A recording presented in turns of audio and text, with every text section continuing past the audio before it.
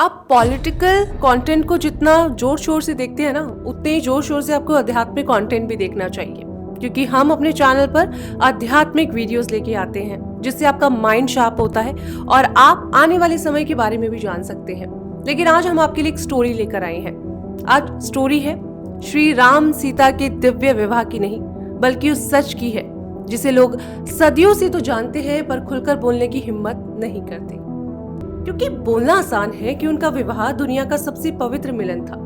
लेकिन असल बात यह है कि उसी शुभ घड़ी के बाद उनके जीवन में सबसे ज्यादा दर्द, सबसे बड़ी मुश्किलें और सबसे कठिन परीक्षाएं शुरू हुई। और मैं साफ कहती हूँ, जो बात आप आज सुनेंगे वो आपको किसी ग्रंथ में सीधा सीधा नहीं मिलेगी और ना किसी पंडित ने इसे खुले मंच पर कहा होगा। तो चलिए मेरे साथ चलते हैं त्रेता युग की उस रात में, जब जनकपुर में शंख बज रहे थे, दीपक जल रहे थे, हर तरफ खुशी थी, लेकिन किस्मत अंदर ही अंदर कुछ और लिख रही थी। ऐसा फैसला जो आगे चलकर लाखों लोगों की शादी की मान्यताओं को बदलने वाला था।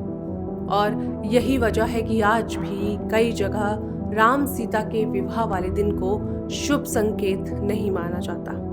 आपने बिल्कुल सही सुना, आदर्श श्री राम जी के विवाह वाले दिन को शुभ नहीं माना जाता। चलिए इसकी एक कहानी आपको बताते हैं। राम और सीता का विवाह सिर्फ प्रेम या धर्म का मिलन नहीं था।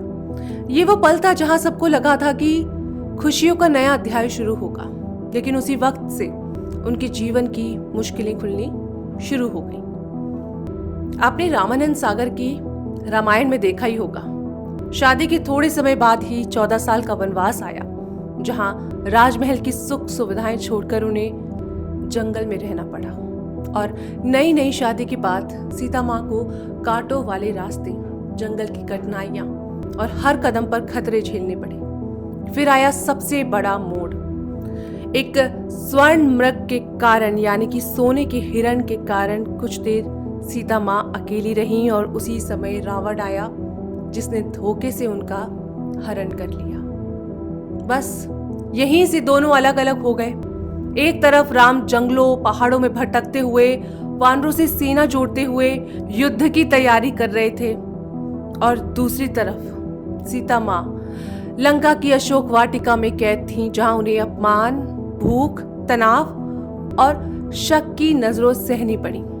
ये दर्द किसी भी औरत को तोड़ सकता था, लेकिन सीता माँ हर हाल में मजबूत बनी रही।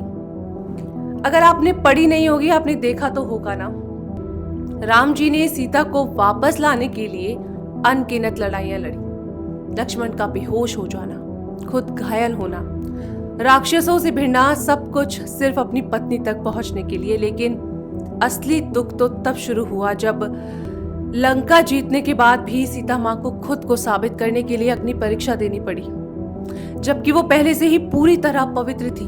पर समाज, वही समाज जो भगवान पर भी शक कर ले, वो कैसे शांत रहता। अयोध्या लौटने पर भी लोगों ने उनकी निष्ठा और चरित्र पर सवाल उठाए, और मजबूरी में राम जी को मर्यादा के नाम पर सीता माँ को अकेला छोड़ना पड़ा, जबकि दोनों का दिल अंदर से टूट चुका था।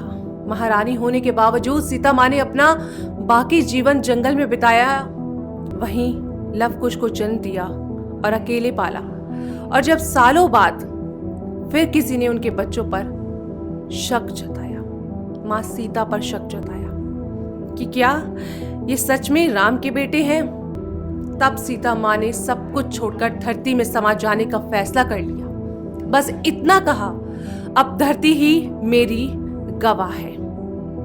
और उन्होंने माँ धरती को आह्वान किया कि ये मैं सच्ची हूं, अगर मैं पवित्र हूं तो माँ धरती आप प्रकट होइए और मुझे ले जाइए इसी क्षण, ताकि यहाँ बैठे इस समाज में, इस सभा में हर एक इंसान को पता लग सके कि मैं कितनी निष्ठा और कितनी सच्ची हूँ। और होता भी बिल्कुल वैसा ही है। माँ धरती आती हैं और उनको लेके चली जाती हैं। कितनी अजीब बात है ना कि लोगों ने माँ सीता तक को नहीं छोड़ा। आज भी उनकी दुहाई दी जाती है। अग्नि परीक्षा की बात की जाती है। सुना आपने, जब लोगों ने मां सीता को नहीं बख्शा तो आम महिला की क्या ही बात इस समाज के आगे। इसी वजह से, इसी डर के कारण उस दिन को शुभ नहीं मानते हैं। लेकिन क्या आपको पता है, आज भी मिथिला, बिहार, नेपाल और उत्तर भारत के कई हिस्सों में 25 तारीख को राम सीता विवाह दिवस बहुत शुभ मनाया जाएगा, पर शादी नहीं की जाती। बुजुर्ग मानते हैं कि जिस दिन उनका मिलन हुआ उसी दिन से उनकी मुश्किलें शुरू हो गई, इसलिए उस दिन शादी करना ठीक नहीं माना जाता।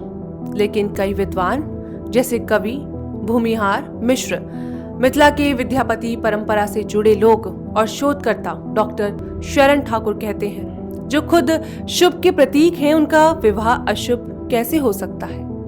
वहीं कुछ नए दौर के कवि और सोच वाले लोग जैसे आचार्य प्रियदर्शन कहते हैं कि ये सब दिमाग की बात है, जिसने पीढ़ी दर पीढ़ी सुनकर इसे अब सच मान लिया। वैज्ञानिक भी यही कहते हैं कि ये पीढ़ियों से चली आ रही आदत है, जो धीरे धीरे परंपरा बन गई है। अब ये मानना या ना मानना पूरी तरह लोगों की सोच पर है। मान्यता है, मिथ है या बस मन का डर, ये कहना मुश्किल है। लेकिन ये सच है कि हमारे बुजुर्ग बिना वजह कुछ नहीं मानते और हमारे यहाँ भी राम सीता विवाह वाले दिन शादी नहीं की जाती। ये आस्था है, सम्मान है और एक तरह की सीख भी। और ये कहानी सिर्फ राम सीता की नहीं, ये हर उस इंसान की कहानी है जिसे लोग बिना समझे जज करते हैं, जिसके बारे में बातें बनाते हैं, जिसे अपनी सच्चाई बार बार साबित करनी पड़ती है। अगर ये कहानी आपको थोड़ा भी सोचने पर मजबूर कर गई हो तो कमेंट में बताएं, आपके हिसाब से ये परंपरा है या सिर्फ एक मिथ। और चैनल से जुड़े रहिए, क्योंकि यहाँ ऐसी कहानियां मिलेंगी जिन पर दुनिया चुप रहती है, पर जिन्हें जानना बेहद जरूरी होता है। वीडियो अच्छा लगा हो तो लाइक कीजिए, शेयर कीजिए, कमेंट कीजिए और चैनल से सब्सक्राइब होकर जुड़े रहिए। जय श्री राम।